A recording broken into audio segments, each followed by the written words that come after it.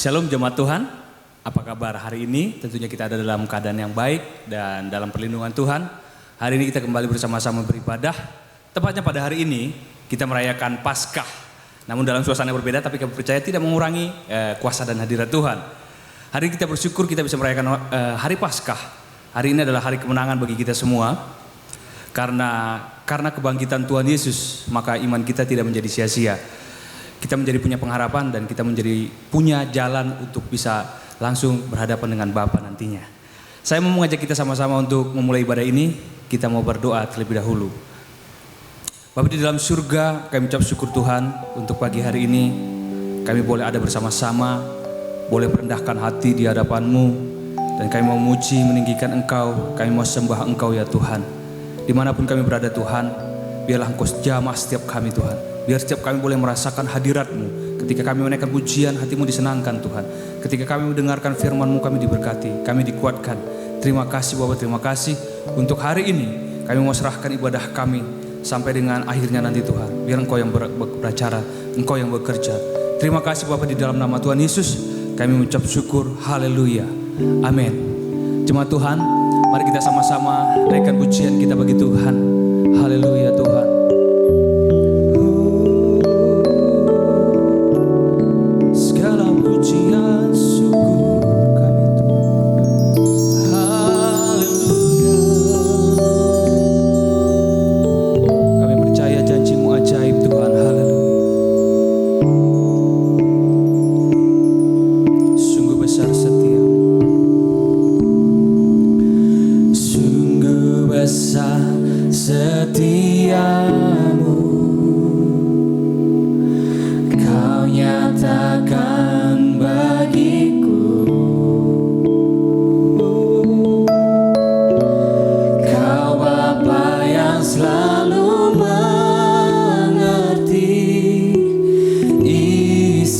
Hatiku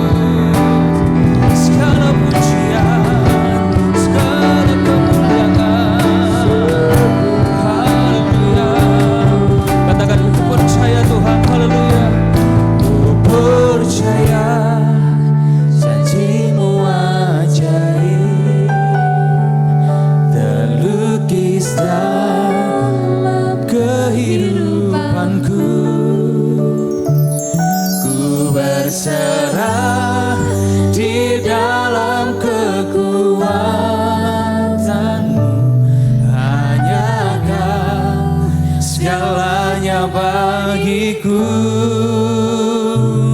Ku percaya janji-Mu ajaib. Amin Tuhan. Terlukis dalam kehidupanku. Ku berserah di dalam kekuatan-Mu. Ku percaya. Kami bersyukur dan kami percaya kepada Engkau Tuhan.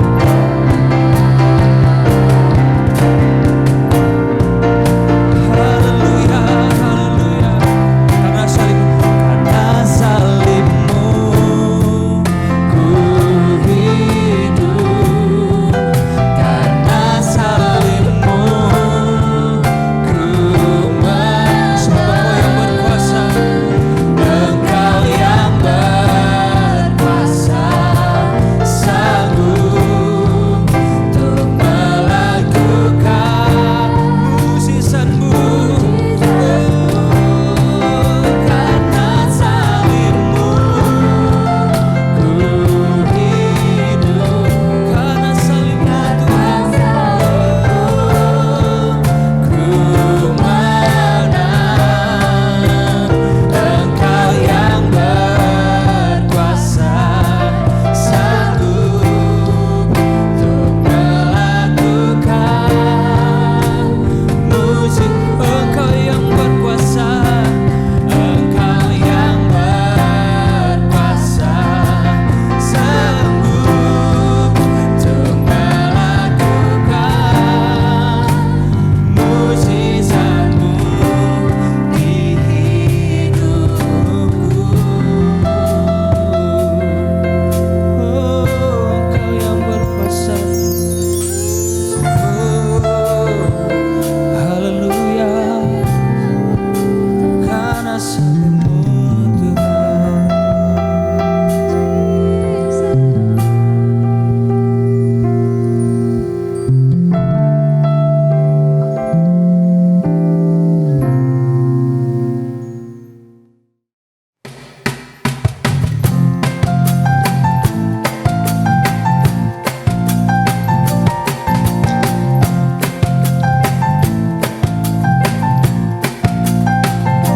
Haleluya. Gerakkanlah kekuatan-Mu ya Allah.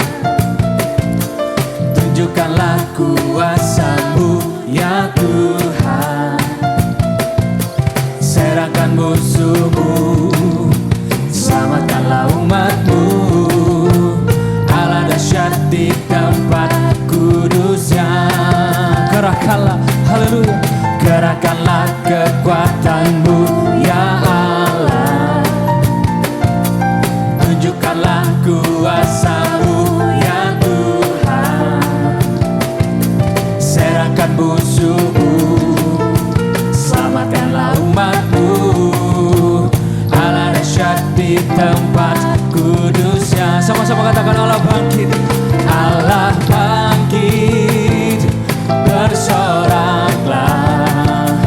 Allah bangkit, bernyanyilah. Musuh dikalahkan, musuh dikalahkan. Umatnya dibebaskan. Allah dahsyat di tempat kudus-Nya. Haleluya, Engkau dahsyat Tuhan. Gerakkanlah kekuatan-Mu ya Allah. Haleluya. Tunjukkanlah kuasa-Mu ya Tuhan. serahkan musuh-Mu. Haleluya. Serahkan musuh-Mu, selamatkanlah umat-Mu. Allah dahsyat di tempat kudus. Sama-sama katakan Allah bangkit. Haleluya. Allah bangkit, bersoraklah. Allah bangkit, bernyanyilah. Musuh dikalahkan, musuh dikalahkan. Umatnya dibebaskan. Allah dahsyat di tempat kudus-Nya. Lagi katakan Allah bangkit. Haleluya. Allah bangkit, bersoraklah.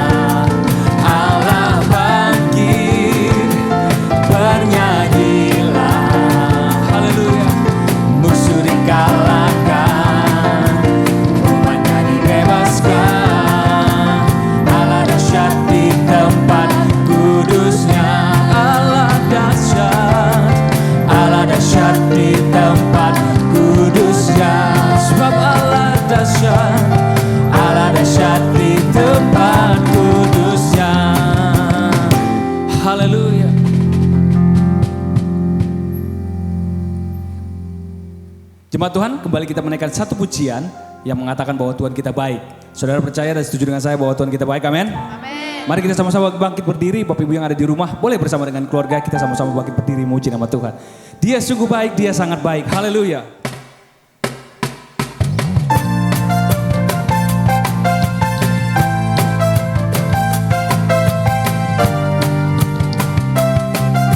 Sebab Engkau baik Tuhan dalam hidup kami. Haleluya.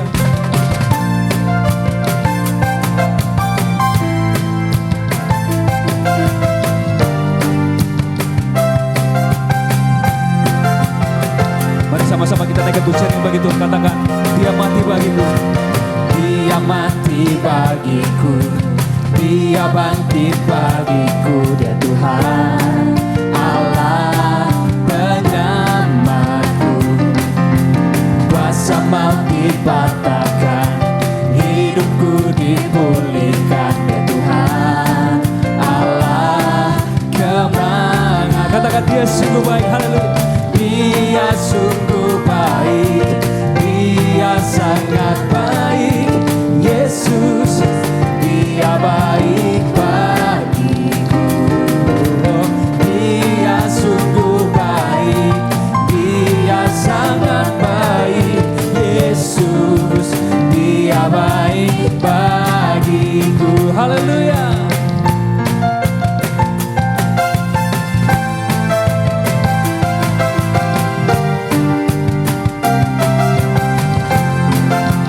Katakan haleluya, dia mati bagiku, dia mati bagiku, dia bangkit bagiku, ya Tuhan Allah penyelamatku. Kuasa maut dipatahkan, Kuasa maut dipatahkan, hidupku dipulihkan, ya Tuhan Allah kemenangan. Sama-sama katakan dia baik, haleluya.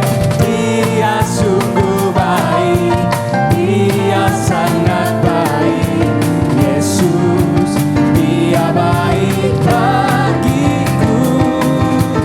Dia sungguh baik, dia sangat baik, Yesus, dia baik. He's so good to you, hallelujah. He is so good to you. He is so good to me, Jesus. He's so good to you and me. Oh, He is so good to you. He is so good to me, Jesus. He's so good to you. Lagi katakan He is so good to you, hallelujah. He is so good to you. He is so good to me, Jesus. He's so good to you and me. Oh, He is so good to you. He is so good to me, Jesus. He's so good to you, Jesus. Jesus, He's so good to you. He's so good to me. He's so good to you and me. Haleluya. Mari kita persiapkan hati kita untuk masuk dalam hadirat Tuhan lebih lagi. Kita persiapkan hati kita untuk mendengarkan firman Tuhan. Biar setiap firman yang kita dengar pagi hari ini bisa memberikan kita kekuatan, memberikan kita pengharapan yang baru. Terima kasih Tuhan karena sudah menjadi Tuhan kami yang dahsyat. Terima kasih karena Engkau sudah mati bagi kami. Dan terima kasih Tuhan karena Engkau sudah bangkit bagi kami Tuhan. Yes. Terima kasih Bapak, terima kasih. Haleluya. Dia Yesus telah mati bagiku. Dia Tuhan selamatkan jiwaku. Bagi Dia pujianku tak dapat ku balas kasih-Nya. Dia angkatku jadi anak-Nya.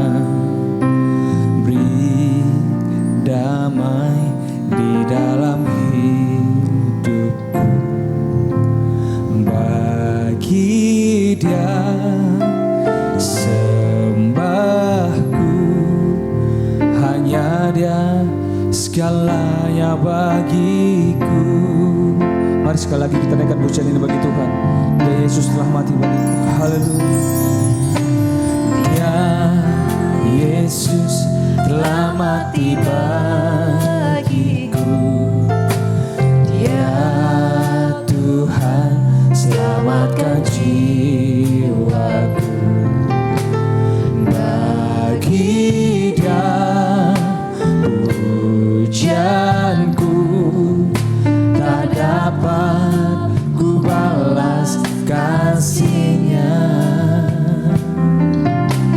Dia angkatku jadi anak-Nya, beri damai di dalam hidupku. Bagi Dia, bagi Dia segala pujian dan sembah. Hanya Dia segalanya bagiku.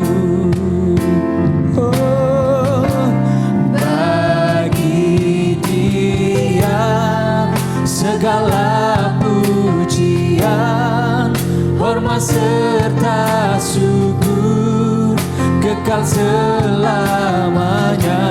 Bagi Dia segala pujian, hormat serta syukur selama-lamanya. Katakan, bagi Dia segala pujian dan syukur. Haleluya.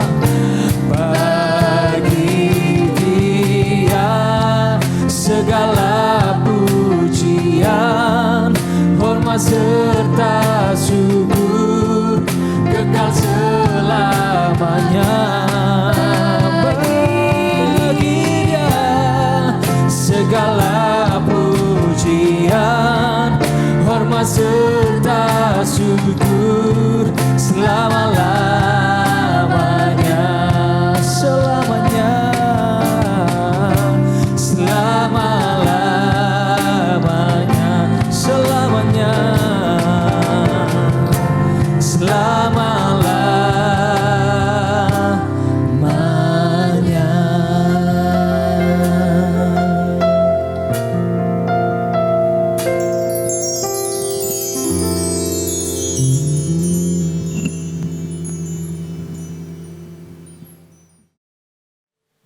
Shalom Bapak Ibu dikasih dalam Tuhan. Kembali kita berjumpa di dalam ibadah khusus hari ini yang sama-sama sudah kita nantikan. Dan sudah 3 kali kita ada dalam ibadah online, dan hari ini juga kita kembali mengadakannya. Karena situasi dan kondisi yang belum memungkinkan, bukan berarti kita harus libur, dan berarti kita harus jauh daripada Tuhan, dan khususnya di dalam ibadah bersama-sama. Bapak Ibu dikasih dalam Tuhan, pagi hari ini saya ingin share sedikit kembali akan firman Tuhan, di mana seluruh gereja sedang merayakan Paskah, tetapi dalam kondisi yang masih belum kita bisa berkumpul secara bersama-sama. Untuk itu Bapak Ibu dalam Tuhan, tanpa mengurangi rasa kebersamaan dan rasa sukacita, saya berharap Bapak Ibu yang ada di rumah yang bersama-sama dalam ibadah ini, mari kita tetap bersemangat, kita tetap bersukacita, karena Tuhan berkata, 2-3 orang berhimpun di dalam namaku, Tuhan ada bersama dengan kita. Ada amin? Oke, itu bagi Bapak Ibu dalam Tuhan, saya ingin ajak kita membuka Alkitab, sebagaimana tema yang sedang kita membahasnya, kemenangan karena pengorbanannya. Minggu lalu saya sudah menyampaikan tentang kemenangan akan janji Tuhan buat setiap kita, khususnya orang-orang yang diurapi, orang-orang yang mau hidup dan percaya kepadanya. Pada pagi hari ini kita kembali akan mendalami tentang apa yang Yesus kerjakan, pengorbanan apa yang Yesus sudah kerjakan. Untuk itu Bapak Ibu sekalian Tuhan, saya ingin mengajak kita membuka firman Tuhan untuk pagi hari ini, yang saya ajak untuk kita membukanya dalam Roma pasal 8 ayat 35 sampai 37. Kitab Roma pasal 8 ayat yang ke-35 sampai dengan ayat yang ke-37. Oke, saya tunggu beberapa saat supaya Bapak Ibu bisa menemukan ayat ini. Kalau sudah ketemu, Bapak Ibu bisa memberikan highlight di sana, baik Alkitab maupun smartphone saudara. Mari kita baca sama-sama, Ibu Bapak Ibu Tuhan, dalam Roma 8:35 sampai 37. Demikian bunyi firman Tuhan. Siapakah yang akan memisahkan kita dari kasih Kristus? penindasan atau kesesakan, atau penganiayaan, atau kelaparan, atau ketelanjangan, atau bahaya, atau pedang. Seperti ada tertulis, oleh karena engkau kami ada dalam bahaya maut sepanjang hari. Kami telah dianggap sebagai domba-domba sembelihan. Tetapi semuanya itu kita lebih daripada orang-orang yang menang oleh Dia yang telah mengasihi kita. Puji nama Tuhan, diberkati setiap orang yang menjadi pelaku firman Tuhan. Ibu bapak dalam Tuhan, ayat yang kita baca ini adalah suratan Rasul Paulus kepada sidang di Roma. Kembali untuk kita kepada tema yang sedang kita bahas tentang kemenangan. Paulus mengingatkan kepada sidang Roma, kita bukan saja sebagai pemenang, tetapi dikatakan di sini kita lebih daripada orang-orang yang menang. Berarti Bapak Ibu dalam Tuhan, ada satu maksud Tuhan Anda dan saya yang hidup pada era sekarang, yang hidup di ujung akhir zaman. Tuhan inginkan Anda setelah mengerti dan mendengar tentang apa janji Tuhan dalam perjanjian lama, sebagaimana yang sudah saya kupas minggu lalu, pagi hari ini kita dalami. Ya, saya tidak akan membahas kembali tentang janji Tuhan tentang kemenangan, tetapi saya akan lebih masuk kepada fokus pengorbanan Yesus yang membuat Anda dan saya hidup dalam kemenangan. Dan sebutannya bukan hanya sebagai orang yang menang, tapi lebih daripada pemenang. Wow, luar biasa. Mari kita lihat yang pertama, pengorbanan Yesus yang menjadikan Anda dan saya menjadi seorang pemenang. Dikatakan dalam Filipi 2 ayat yang ke-6 sampai dan ke-7. Pengorbanan yang pertama, Yesus mau menjadi hamba untuk datang ke dunia. Mari kita lihat dalam Filipi pasal 2 ayat yang ke-6 sampai dengan ke-7. Demikian bunyi firman Tuhan, yang walaupun dalam rupa Allah, tidak menganggap kesetaraan dengan Allah itu sebagai milik yang harus dipertahankan, melainkan telah mengosongkan dirinya sendiri dan mengambil rupa seorang hamba dan menjadi sama dengan manusia. Ibu bapak dalam Tuhan, dalam Filipi pasal 2 ayat yang ke-6 sampai dengan 7 dikatakan dalam ayat ini bahwa Yesus yang sesungguhnya Dia adalah Allah. Sesungguhnya Dia adalah pemilik sorga. Sesungguhnya Dia adalah pribadi yang senantiasa kita sembah. Tetapi Dia menjanjikan bahwa Dia mau mengosongkan dirinya. Untuk apa? Untuk membuat Anda dan saya menjadi seorang pemenang. Dikatakan dalam ayat ini, walaupun dalam rupa Allah, tidak menganggap kesetaraan dengan Allah itu sebagai milik yang harus dipertahankan. Ibu bapak dalam Tuhan, Dia datang ke dunia sebagai seorang manusia. Dan bukan sekedar manusia, tapi dikatakan Dia sebagai hamba. Dia mengosongkan dirinya. Ibu bapak dalam Tuhan, saya ada dengar beberapa kesaksian. Ada orang-orang yang sukses, ada orang-orang yang pernah berhasil di dalam usaha, di dalam pekerjaannya, dan ketika dia menikmati materi karena keberhasilan kesuksesannya, lalu tiba-tiba ketika dia menghadapi satu goncangan, satu kesulitan, satu masalah, sehingga dia harus merelakan, dia harus kehilangan materi, atau dia harus kehilangan sebagian hartanya. Ibu bapak dalam Tuhan, lalu dia berkata, hati saya sedih. Dan saya sekarang sudah menjadi orang yang tidak punya apa-apa. Padahal dia masih punya 50% daripada harta yang sebelumnya. Tetapi karena adanya kesulitan dan masalah, dia harus mengalami kerugian 50%. Mungkin dulu dia menaik kendaraan yang bermerek, yang kalangan-kalangan eksekutif muda yang suka menaikinya kendaraan tersebut. Tetapi sekarang dia harus mengganti mobilnya itu dengan mobil yang sederhana, dalam tanda petik, yang buat orang yang tidak punya kendaraan mobil, tentunya itu sudah mobil yang mewah. Tetapi Bapak Ibu dalam Tuhan, ketika dia mengalami penurunan di dalam kualitas yang selama ini dia pegang, dia sudah merasa tidak nyaman. Dia sudah merasa bahwa dia menjadi orang yang sederhana. Ibu Bapak dalam Tuhan, ini secara manusia tentunya kita bisa berdebat di dalam hal soal level kehidupan. Tetapi poin saya adalah ketika seseorang itu turun dari kualitas kehidupannya, standar kehidupannya turun. Dia merasa gak nyaman. Dia merasa ada sesuatu yang mengganjal dalam hatinya. Bisa saja dia sekarang sungkan bertemu dengan orang. Bisa saja sekarang dia menutup diri karena dia mengalami kekurangan di dalam harta yang dia milikinya. Tetapi Ibu Bapak Saudara Tuhan, kita melihat bagaimana Tuhan Yesus sendiri. Dikatakan dalam ayat ini, dia mau menjadi hamba. Itu pengorbanan. Tidak mudah Ibu Bapak Saudara Tuhan.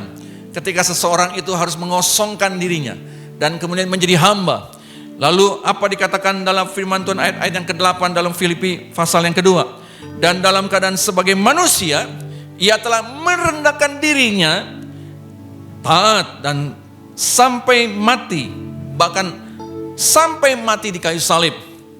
Ibu bapak, perjalanan Yesus, pengorbanannya tidak kecil. Dia ada di sana, yang semestinya dia ada di sorga. Tetapi dia mengosongkan dirinya. Dia meninggalkan segala apa yang menjadi kemilikannya. Lalu kemudian dia datang ke dunia sebagai manusia. Lalu dia menjadi hamba. Dan firman Tuhan berkata, dia mengakhiri perjalanan hidupnya di dunia ini untuk mati di kayu salib.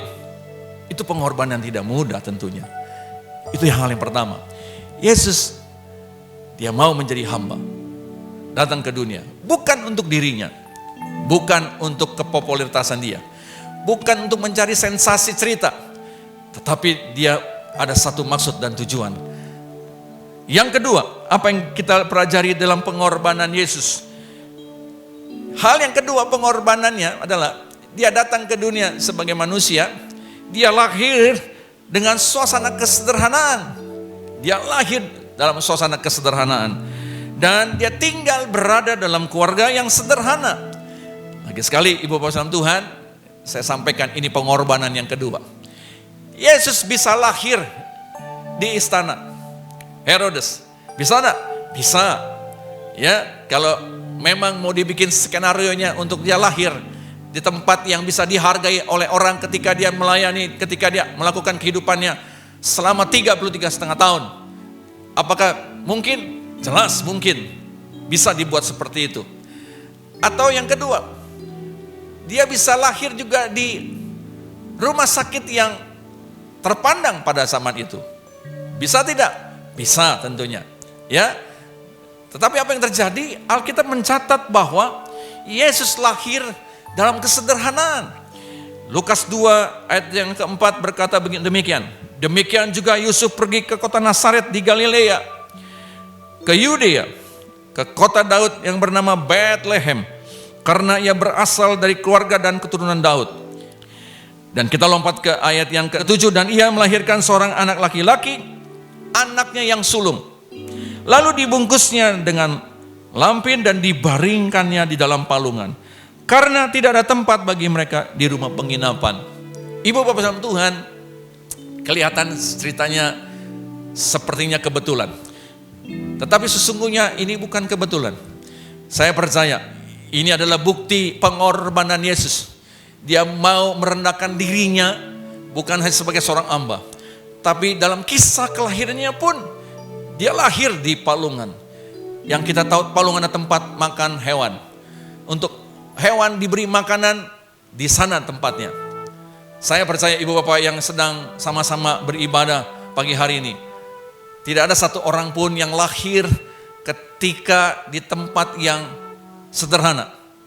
Ya, saya percaya sebagian besar dan mungkin 100% yang sedang menyaksikan acara ini, Anda lahir di tempat yang layak. Tidak seperti Yesus, dia lahir di palungan. Itu hal yang kedua. Pengorbanannya adalah dia mau lahir di tempat yang sederhana. Ingat ibu bapak saudara Tuhan, kita sudah tahu siapa dia. Filipi sudah menceritakan bahwa dia mengosongkan dirinya. Mengosongkan dirinya, meninggalkan segala atribut dan kepemilikannya yang kita kategorikan sebagai pengorbanannya. Hal yang ketiga, dia datang ke dunia bukan sebagai seorang hamba. Dia datang ke dunia bukan lahir saja dengan kesederhanaan. Hal yang ketiga, dia datang bukan untuk dilayani, tetapi untuk melayani.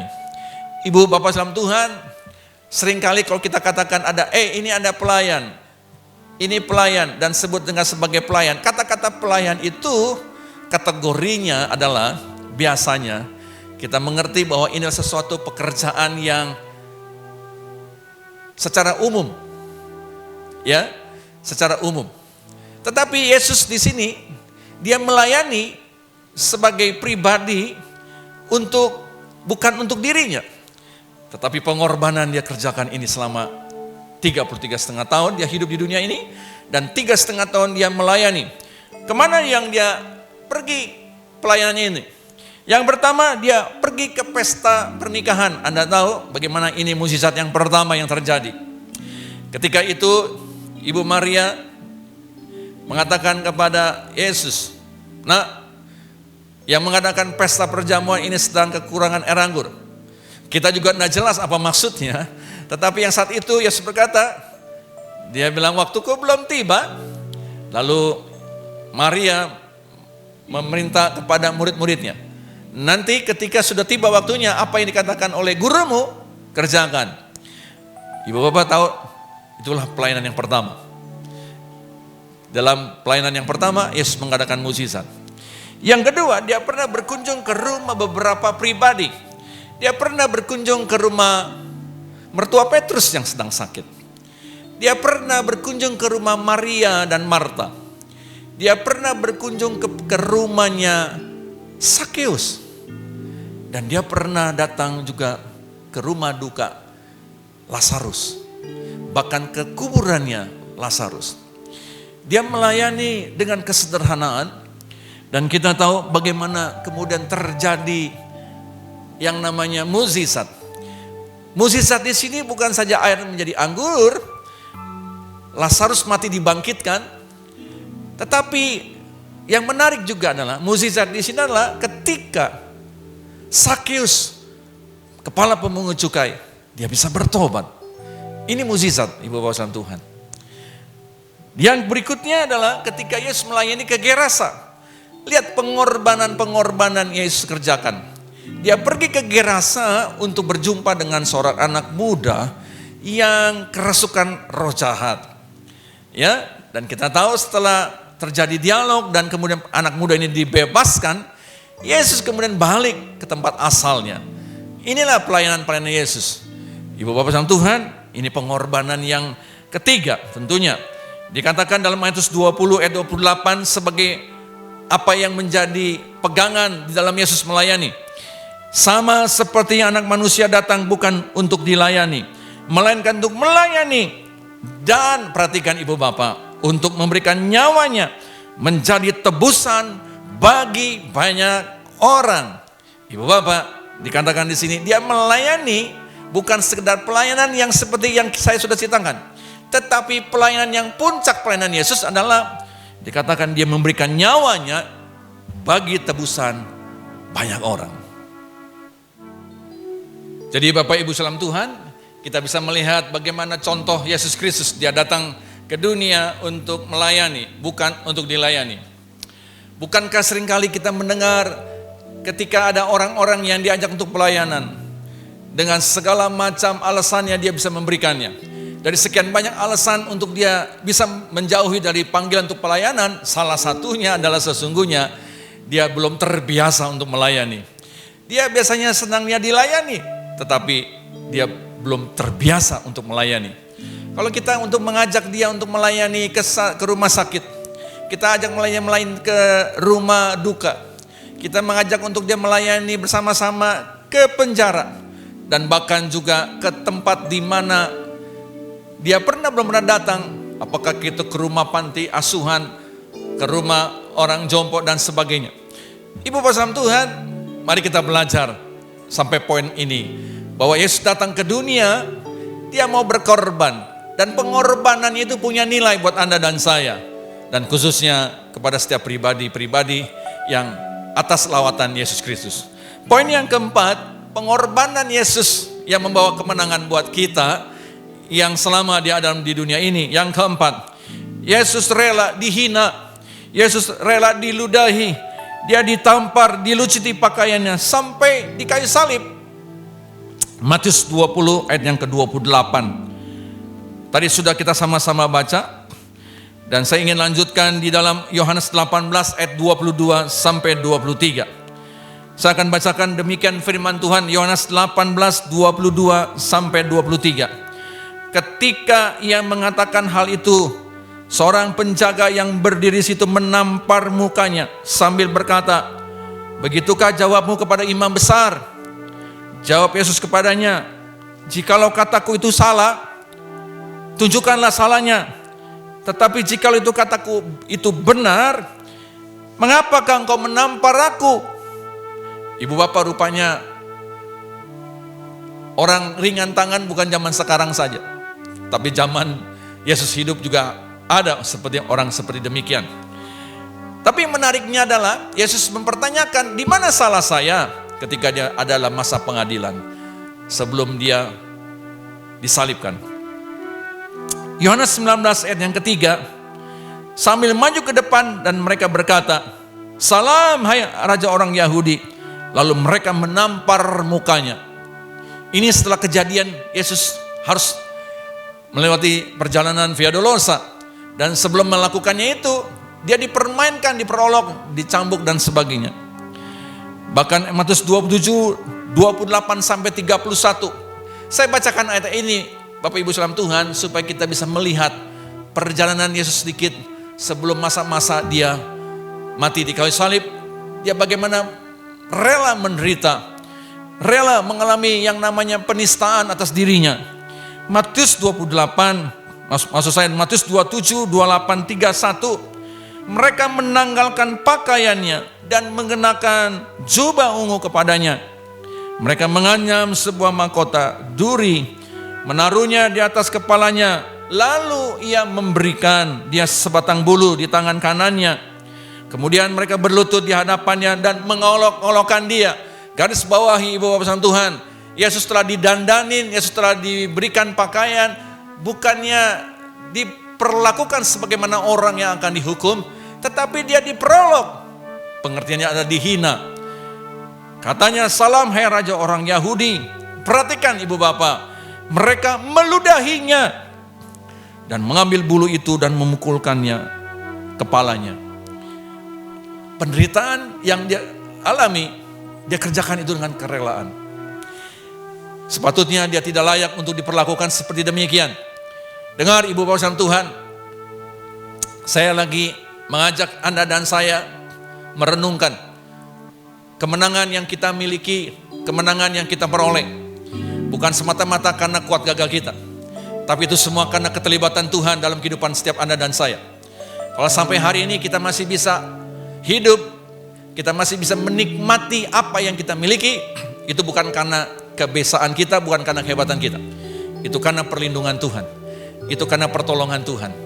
Ya, jadi Ibu Bapak Tuhan, sedang merenungkan bagaimana pengorbanan Yesus. Dikatakan di dalam ayat ini, ketika dia mengolok-olokkan, dia menanggalkan jubah itu daripadanya, lalu mereka membawa Yesus perjalanan yang cukup panjang.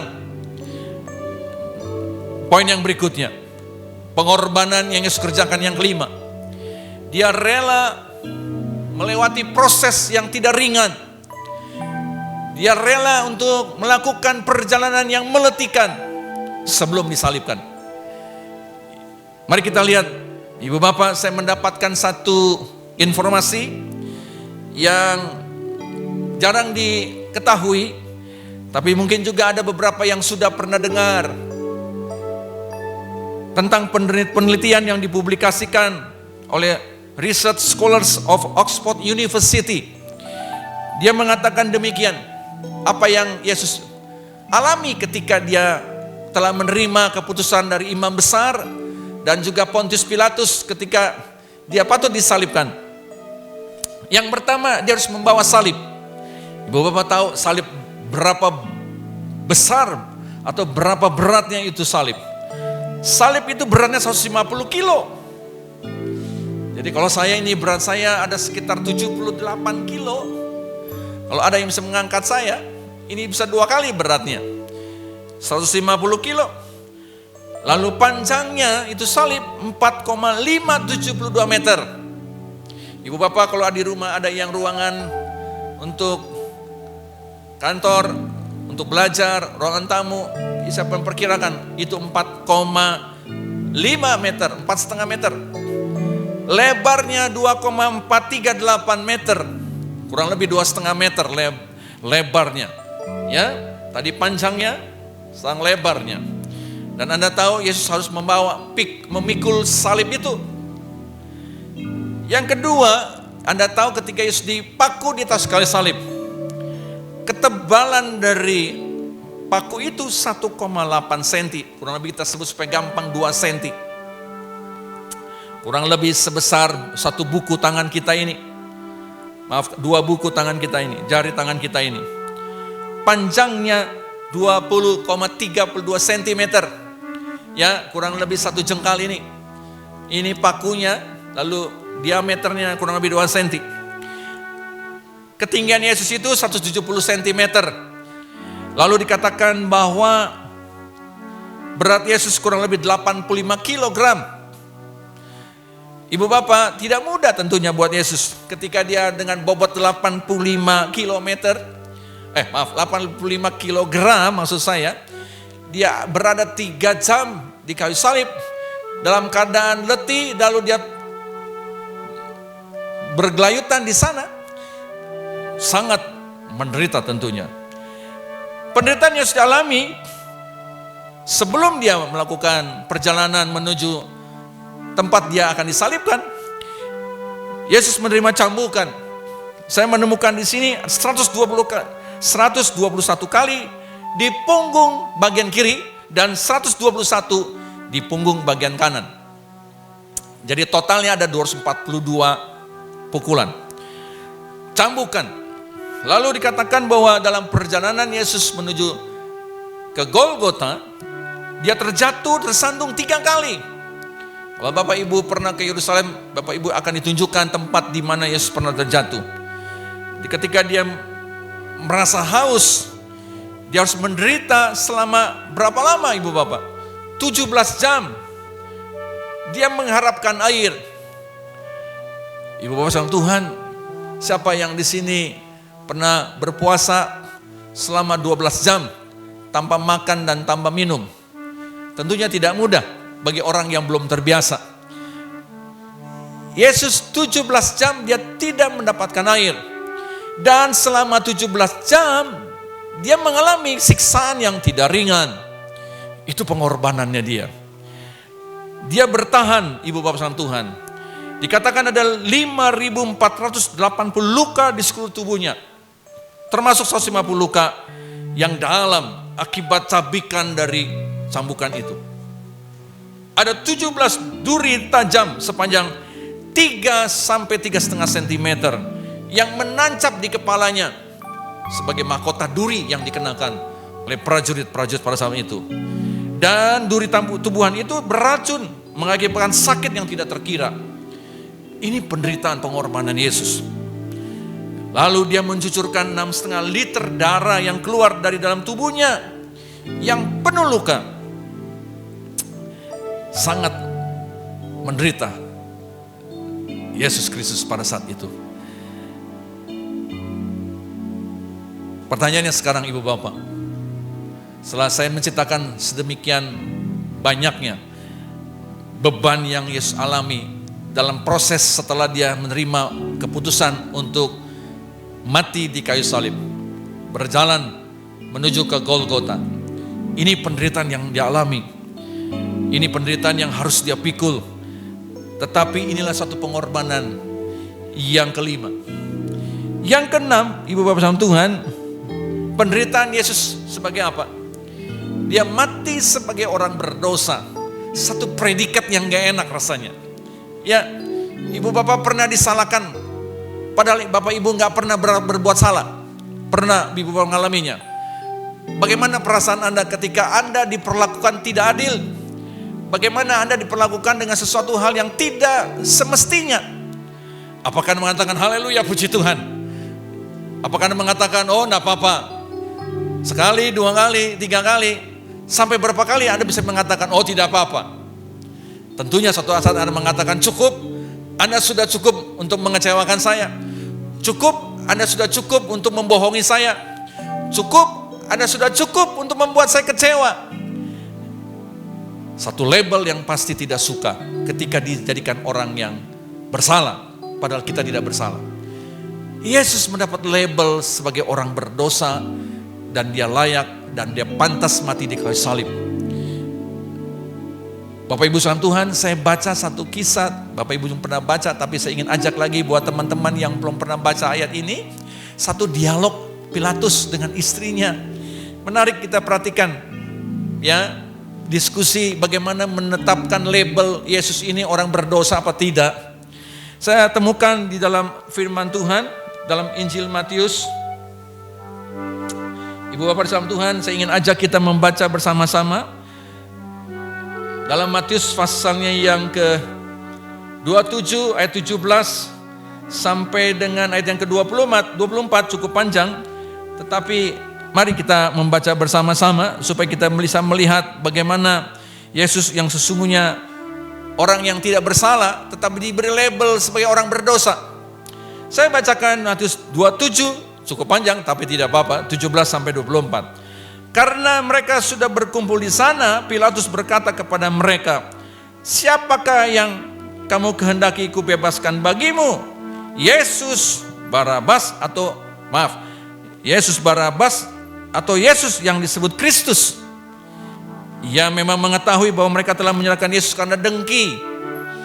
Ketika Pilatus sedang duduk di kursi pengadilan, istrinya, Ibu Bapak perhatikan, mengirim pesan kepadanya, "Jangan engkau mencampuri perkara orang benar itu." Istrinya mengatakan, "Jangan engkau campuri." Apa Ibu Bapak? Perkara orang benar itu. Istrinya tahu bahwa Yesus ini tidak bersalah. Dia tidak layak ditandingkan dengan orang yang berdosa. Sebab karena dia aku sangat menderita dalam mimpi dan di malam. Ibu Bapak, rupanya istri Pilatus hatinya tidak damai. Hatinya gelisah karena persoalan ini. Tetapi oleh hasutan imam-imam kepala dan tua-tua, orang banyak bertekad untuk meminta supaya Barabas dibebaskan dan Yesus dihukum mati. Wali negeri menjawab dan berkata kepada mereka, "Siapa di antara kedua orang itu yang kamu kehendaki kubebaskan bagimu?" Kata mereka, "Barabas." Kata Pilatus kepada mereka, "Jika begitu, apa yang harus kuperbuat dengan Yesus yang disebut Kristus?" Mereka berseru, "Ia harus disalibkan." Katanya, "Tetapi kejahatan apakah yang telah dilakukannya?" Namun mereka semakin keras berteriak, "Ia harus disalibkan." Kata Pilatus, melihat bahwa segala usaha akan sia-sia, malah sudah mulai timbul kekacauan. Ia mengambil air dan membasuhkan tangannya di hadapan orang banyak dan berkata, "Aku tidak bersalah terhadap darah orang ini, itu urusan kamu sendiri." Ibu Bapak dalam Tuhan, menarik sekali. Istri Pilatus mendapat satu kondisi yang menurut kita itu benar. Tetapi pada saat itu situasi sudah demikian kacaunya, Pilatus tidak berdaya. Bapak Ibu, bukankah seringkali kita menemukan perkara-perkara yang membuat seseorang itu tidak nyaman karena perkataan orang banyak. Padahal perkataan itu belum tentu benar sepenuhnya. Ya, mari kita belajar jadi orang yang jangan cepat meresponi sesuatu hal dengan respon yang negatif, respon yang buruk. Saya seringkali membalas kalau ada medsos, berita-berita di medsos yang saya terima dalam WhatsApp, ya, dalam SMS. Ada kalanya juga masih ada kiriman SMS. Saya katakan, coba Anda cek and recheck dulu. Jangan Anda memberikan kata-kata atau komentar-komentar yang Anda sendiri juga belum tahu dengan sejelasnya. Jadi seringkali kita hanya melihat kebanyakan orang, jadi kita ikut-ikutan dalam orang banyak itu. Padahal belum tentu itu benar. Belum tentu itu sesuatu yang kejadian yang sesungguhnya. Jadi Ibu Bapak salam Tuhan, kita harus lebih bijaksana tentunya. Ada amin? Saat-saat sekarang ini, kembali lagi masalah COVID-19.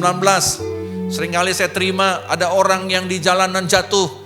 Ada orang yang kelihatannya sedang menderita karena tubuhnya tergoncangkan. ada kata-kata ini akibat korban COVID. Padahal sidik katanya orang ini punya histori epilepsi. Jadi karena epilepsi dia seperti itu. Tapi karena sekarang lagi ramai masalah COVID, langsung orang itu dituduh ini korban COVID. Jadi menjadi sesuatu hal yang menyedihkan tentunya ya.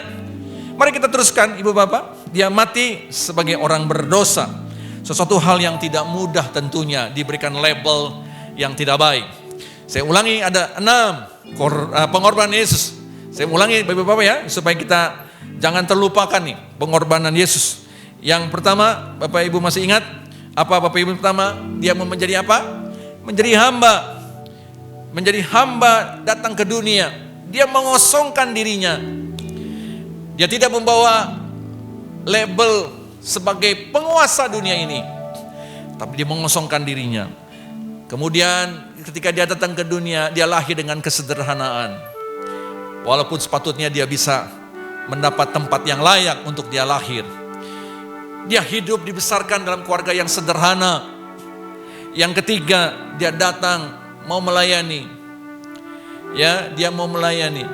Sepatutnya dia yang harus kita layani. Yang keempat, dia rela dihina, diludahi, ditampar, dilucuti pakaiannya saat dia menuju ke Golgota. Itu hal yang keempat, hal yang tentunya sangat memalukan dan menyedihkan. Yang kelima, dia rela menderita dalam hukuman, dalam cambukan. Dia harus pikul salib yang begitu berat. Dia harus ada di atas kayu salib dengan paku yang menjadi tempat dia menaruh tubuhnya. Dan yang keenam, dia mendapat label sebagai orang yang bersalah. Bukan sekedar bersalah, berdosa dan mendapat hukuman. Ibu Bapak, pengorbanan ini semua untuk apa buat Anda dan saya? Saya ulang lagi, inilah kemenangan buat Anda dan saya. Ada amin? Dia Yesus mengajarkan ini semua bukan untuk dirinya. Saya suka mendapat kisah kesaksian. Ada seorang anak muda keturunan dari keluarga yang berada. Dia jatuh cinta dengan seorang gadis sederhana. Lalu dia meninggalkan segala kekayaannya, tanda petik gitu, fasilitasnya. Kemudian dia menjadi anak muda sederhana. Untuk apa Ibu Bapak? Untuk mendapatkan wanita yang sederhana. Ini dia mencoba untuk memperlakukan dirinya seperti itu. Untuk dirinya. Ya, semua orang mau berkorban, akhirnya adalah untuk dirinya. Tapi Yesus tidak. Dia mengerjakan itu semua untuk siapa? Untuk manusia. Anda dan saya. Untuk Anda dan saya, dia mau kerjakan itu semuanya. Ya. Mari kita lihat bagian-bagian pengorbanan Yesus ini. Ada ini, saya batasi dengan 2 poin saja. Yang pertama, yaitu apa? Kita semua menang atas maut. Ada amin?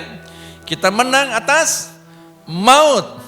Wow, Ibu Bapak salam Tuhan, mungkin kata-kata ini udah pernah dengar, tapi pagi hari ini saya ingin ajak merenungkan untuk kata-kata maut. Ibu Bapak, saya membaca satu firman dulu. Mari kita buka sama-sama. Roma 7 ayat yang ke-24. Ini lihat cerita Rasul Paulus. Roma 7:24. Demikian firman Tuhan. Aku manusia celaka, siapakah yang akan melepaskan aku dari tubuh maut ini? Ibu Bapak salam Tuhan, Paulus menjerit. Dia berkata, siapakah yang bisa melepaskan aku dari tubuh maut ini? Paulus sadar, dia adalah orang yang berdosa setelah dia mengerti tentang kebenaran yang selama ini dianggap dia adalah benar. Ketika dia memusuhi murid-murid Kristus, bahkan menghukum dan bahkan membunuh. Tanda petik saudara.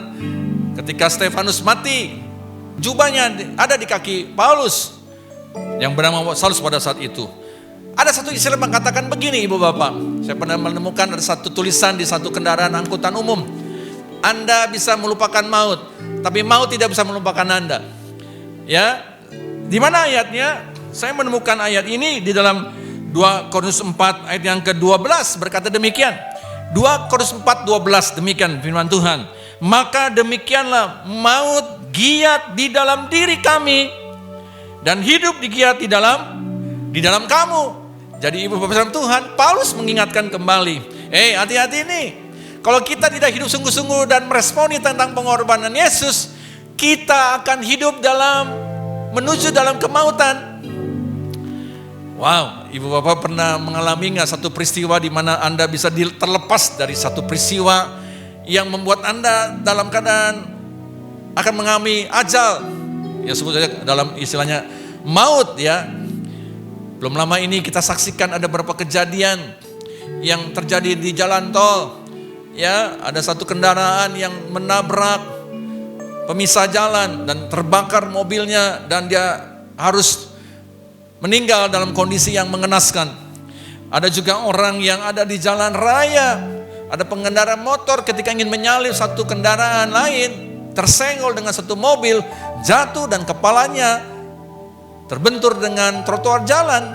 Lalu kemudian kita tahu dia meninggal. Seringkali orang mengatakan gini, dengan mudahnya maut itu menghampiri seseorang.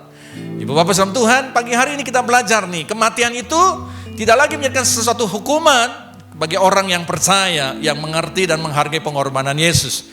Ya, kematian itu adalah satu proses di mana kita beralih dari tubuh kebinasaan menjadi memiliki tubuh kemuliaan.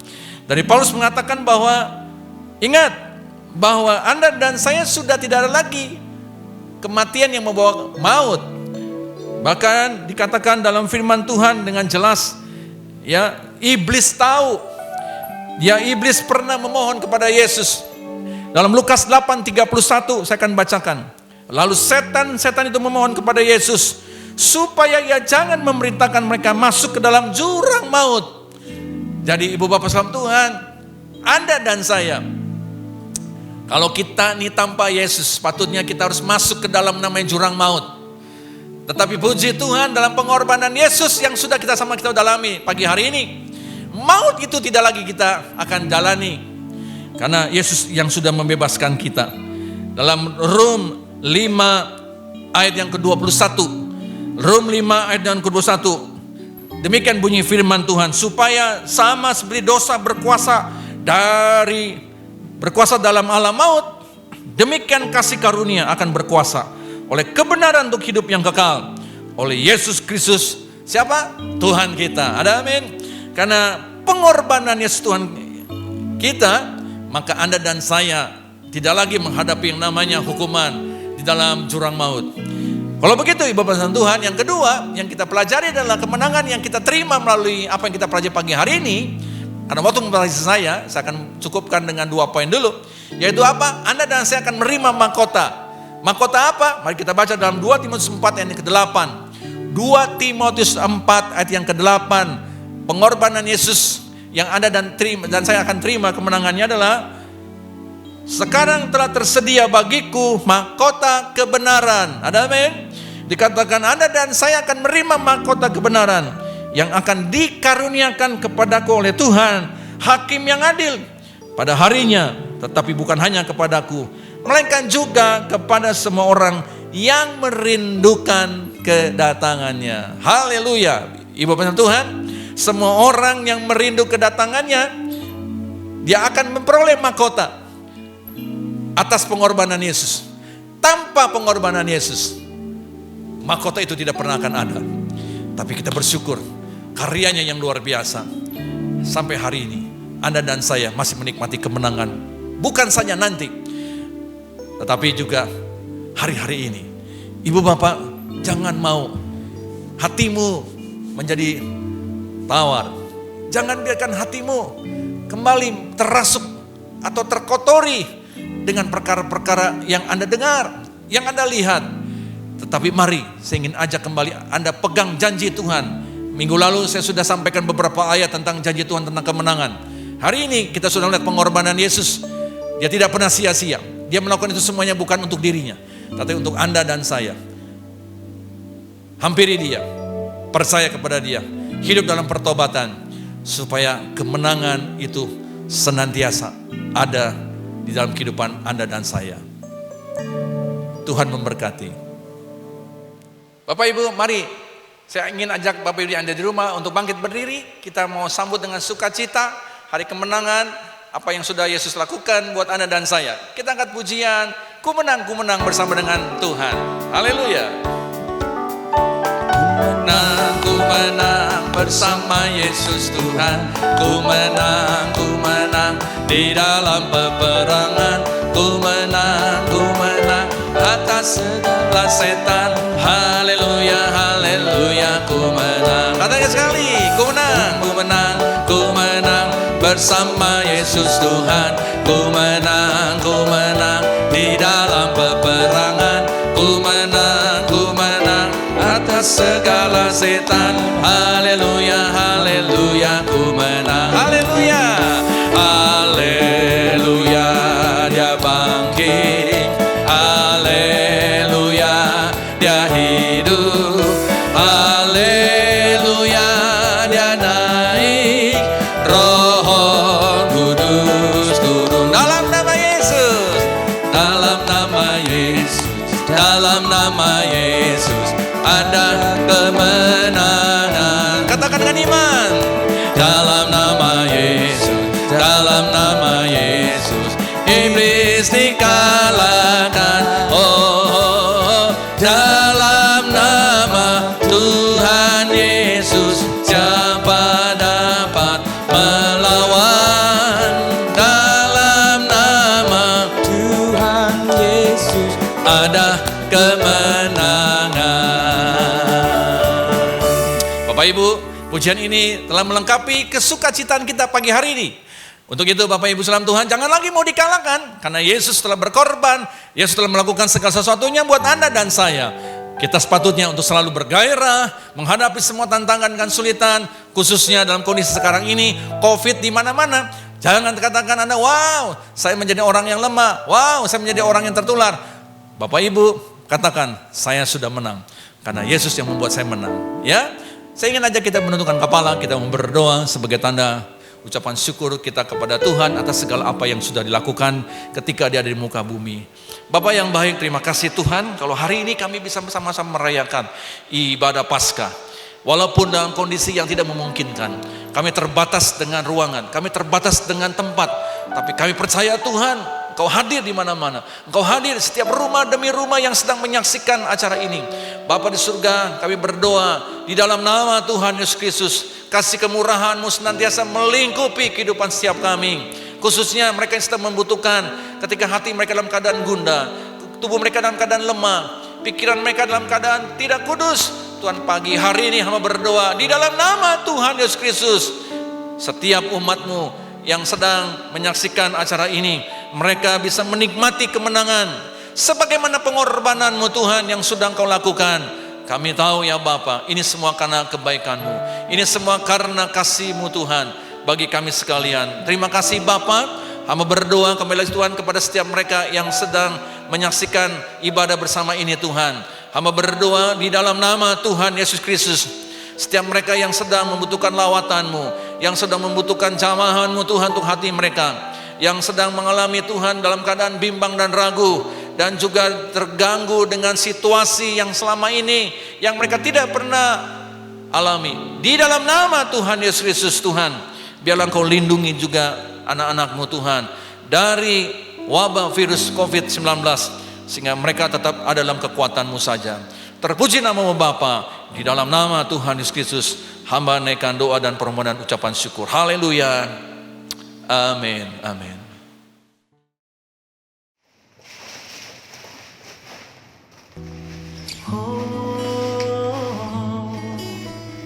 Oh betapa indahnya hidup kita jalani, tiada waktu terlewat tanpa bahagia.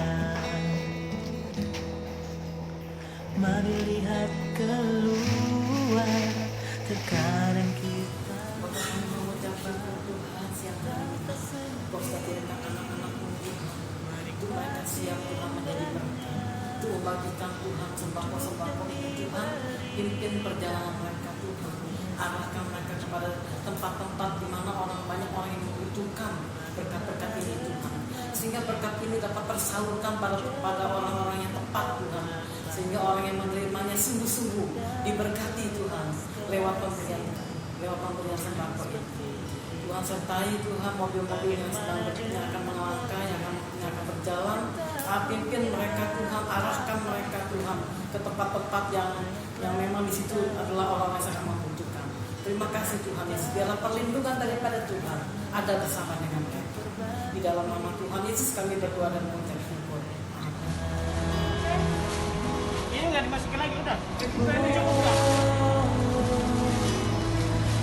Tempat indah kita jalani, dan waktu terlewat tanpa bahagia. Mari lihat keluar, terkadang kita lupa kita tak sendiri. Lagi ngapain? Biasa. Buat ibu ya? Buat di rumah? Ya. Ini sama pulang ke Ancol nih. Mau pulang? Ancol. Oh gitu? Sebanyak ini? Iya. Waduh, iya deh. Hati-hati. Kuat nggak bawanya nih? Kuat. Oke, mantap. Tinggal ya Bu. Jerit karena lapar dan hidup dari belas kasihan orang seperti kita. Bagaimana dengan mereka yang tak punya apa-apa? Apa yang telah kita buat? Apa yang telah kita buat?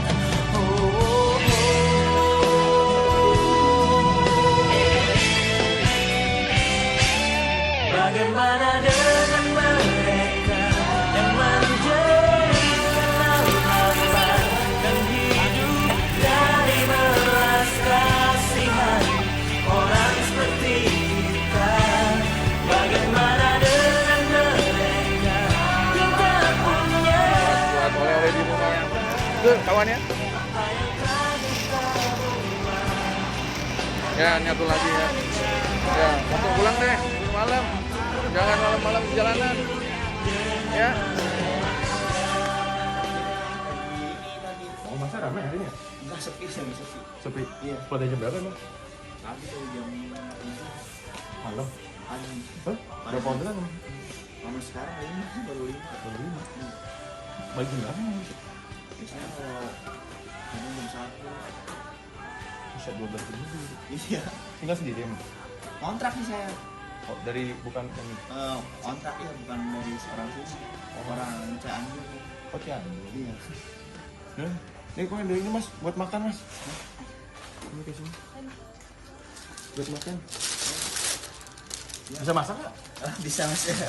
Buat di kontrakan ya. Iya, Makasih ya. Iya. Bagaimana dengan mereka yang menjadikan lapar dan hidup dari belas kasihan?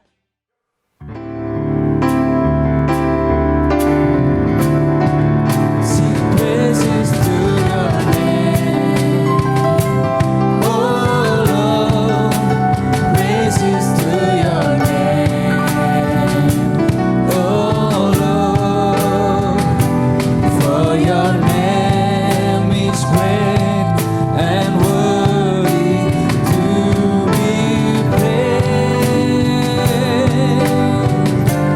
I sing praises to your name, oh Lord. Praises to your name, oh Lord.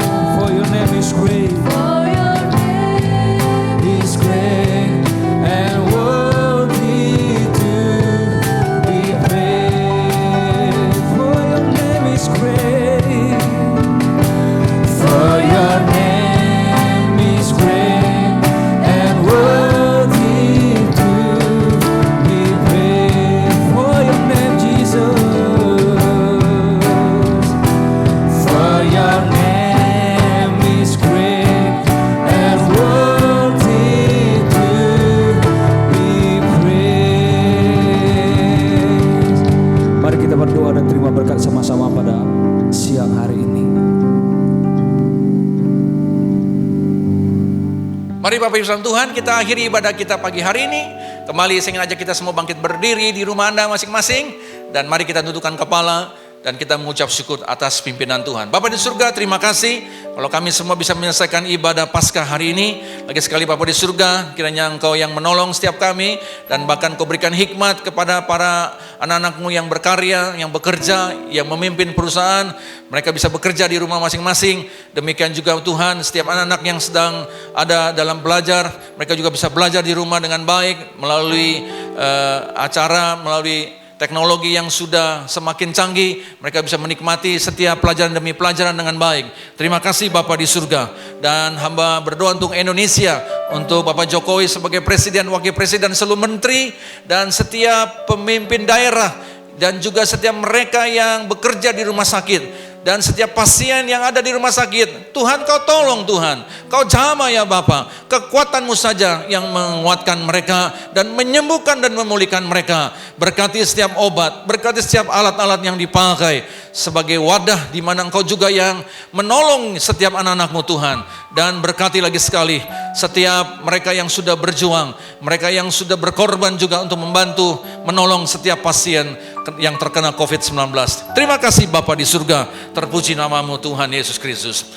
Jemaat yang kasih Tuhan, arahkan mata rohanimu untuk menerima berkat dari Tuhan dengan mengangkat kedua tanganmu tinggi-tinggi. Terimalah berkat damai sejahtera Allah Bapa di surga, cinta kasih penyertaan Tuhan Yesus Kristus di dalam persekutuan Roh Kudus menyertai kehidupan kita sekalian mulai pagi hari ini sampai Maranatha Tuhan Yesus datang yang kedua kali. Dan setiap kita terima berkat Tuhan sama-sama berkata haleluya, amin. Selamat Paskah, Tuhan memberkati kita semuanya.